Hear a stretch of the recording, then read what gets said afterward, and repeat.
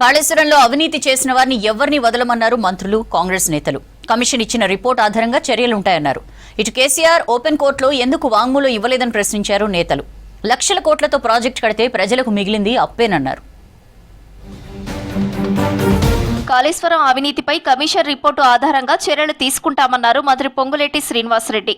చట్ట ప్రకారం నిందితులను శిక్షిస్తాం తప్ప కక్ష సాధింపులు ఉండవన్నారు. ప్రాజెక్టు కుంగడానికి కేసీఆరే కారణమన్నారు మంత్రి పొంగులేటి. కమిషన్ల కోసం నాణ్యతను గాలికి వదిలేశారన్నారు. అభివృద్ధి అనే ముసుగులో బీఆర్ఎస్ ప్రజల సొమ్ము దోచుకుందన్నారు పొంగులేటి. ఆనాటి ముఖ్యమంత్రి గారు ఆ కాళేశ్వరం రూపశిల్పిగా తనే చెప్పుకున్న మహానుభావుడు ఈరోజు కమిషన్ ముందు వెళ్ళటం జరిగింది. ఇప్పటికే ప్రభుత్వానికి ఒక క్లారిటీ వచ్చింది.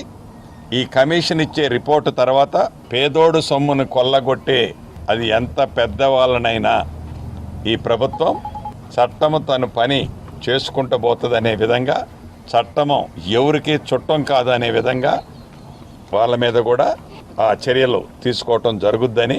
కాళేశ్వరం కమిషన్ ఎదుట అందరూ ఓపెన్ కోర్టులో వాంగ్మూలాలు ఇస్తే కేసీఆర్ ఓపెన్ కోర్టులో ఎందుకు వాంగ్మూలం ఇవ్వలేదన్నారు Bhuvanagiri MP Chamala. Project redesign, cabinet అనుమతులపై ఎందుకు మాట్లాడలేదన్నారు. కాళేశ్వరం ప్రాజెక్టు మంచి కోసం జరిగి ఉంటే ఎంక్వైరీ కమిషన్ అవసరం ఉండేది కాదన్నారు ఎంపీ చామల. అందరూ కూడా ఓపెన్ కోర్ట్ అంటే అందరి ముందే వాంగ్మూలం, అందరి ముందే చర్చలు చేసిరు.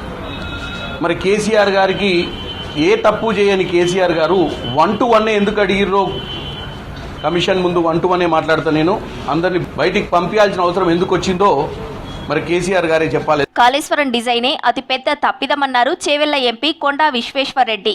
దీనికి మూల కారణం కేసీఆరేనని చెప్పారు. వెదర్ సైన్స్ ప్రకారం మేడిగడ్డ అతిపెద్ద బ్లండర్ అని చెప్పారు. మేడిగడ్డ కూలిన తర్వాత తెలంగాణలో అధికంగా వరి పండిందని చెప్పారు కొండా విశ్వేశ్వరరెడ్డి. వాళ్ళు చెప్తుండ్రు తెలంగాణ నంబర్ 1 అయింది వరి ప్రొడక్షన్ లా, అది కేసీఆర్ కాళేశ్వరం వల్ల ఆ మహత్యం వల్ల నంబర్ 1 అయింది. ఆ మహత్వంలో నంబర్ 1 కాలేదు, ఆర్థికంగా నంబర్ 0 చేసి అప్పుల పాలు చేసిపోయిండు. అందులో కాళేశ్వరంది ముఖ్యమైన పాత్ర. 1,00,000 కోట్లతో కట్టిన కాళేశ్వరం ప్రాజెక్టు కూలిందని, ప్రజలకు అప్పు మిగిలిందన్నారు తెలంగాణ జనసమితి అధ్యక్షుడు ఎమ్మెల్సీ కోదండరాం. తప్పు చేసిన వారికి శిక్షలు పడాలని చెప్పారు. తెలంగాణ జనసమితి గ్రేటర్ హైదరాబాద్ 4వ ప్లీనరీలో పాల్గొన్నారు కోదండరాం.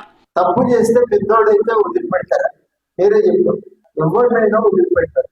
ఇంకా గల్తీ క్యా హై जो कालेश्वरम डैम बनाए अभी वो टप गया, टप गिरा, तो अभी कोई इस्तेमाल करने का लायक नहीं है, पनिकिरानी है. కాళేశ్వరం అవినీతిపై సిబిఐ విచారణ జరపాలని డిమాండ్ చేశారు BJP MLA Payal Shankar. Kaleshwaram commission విచారణపై అనుమానాలున్నాయని చెప్పారు. కాళేశ్వరం నిర్మాణంలో అవినీతి జరిగితే శిక్ష పడాల్సిందేనని చెప్పారు. మీరైతే మాకు సహకరించాలా, మేమున్నప్పుడు మీకు కూడా సహకరించడం అనే విధంగా టీఆర్ఎస్ కాంగ్రెస్ పార్టీ వ్యవహారాలు కనిపిస్తా ఉన్నాయి. ఖచ్చితంగా ఆ కాళేశ్వరం మీద అందుకే మేము పదే చెప్పినాం, ఈ రాష్ట్ర ప్రభుత్వం కమిషన్ల ద్వారా ఏమి తేలది. మీకు మీ దగ్గర చిత్తశుద్ధి, నీతి, నిజాయితీ ఉంటే మీరు సిబిఐకి ఇవ్వండి.